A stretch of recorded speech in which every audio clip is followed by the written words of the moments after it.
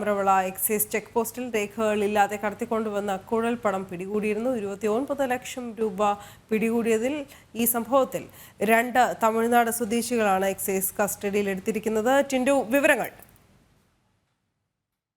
ഇന്ന് രാവിലെയാണ് അമരവിള ചെക്ക് പോസ്റ്റിൽ നിന്നും 2 പേരെ 29 ലക്ഷം രൂപയുടെ കുഴൽപ്പണവുമായി പിടികൂടിയത്. തമിഴ്നാട് സ്വദേശികളായ അബ്ദുൾ നാസർ, മുഹമ്മദ് ഫരീദ് എന്നിവരെയാണ് അമരവിള ചെക്ക് പോസ്റ്റ് എക്സൈസ് പിടികൂടിയത്. സംശയാസ്പദമായ സാഹചര്യത്തിൽ കണ്ടതിനെ തുടർന്നാണ് ഇവരുടെ ബാഗും മറ്റ് കാര്യങ്ങളും പരിശോധിക്കുന്നത്. പരിശോധനയിൽ ഇത് കുഴൽപ്പണമാണെന്ന് കണ്ടെത്തുകയായിരുന്നു. സമാനമായ രീതിയിൽ നേരത്തെയും ഇതുപോലെ പണം കടത്തിയിട്ടുണ്ടോ, മറ്റ് കണ്ണികളുണ്ടോ എന്നുള്ള അന്വേഷണം നടക്കുകയാണ്.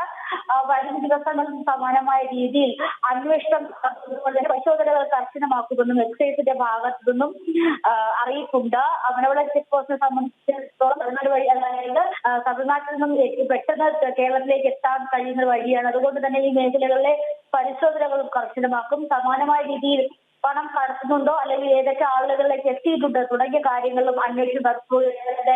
തമിഴ്നാട് സ്വദേശികളായ അബ്ദുൾ നാസർ, മുഹമ്മദ് ഫയാസ് എന്നിവരെയാണ് 29 ലക്ഷം രൂപയുടെ കുഴൽപ്പണവുമായി പിടികൂടിയിട്ടുള്ളത്.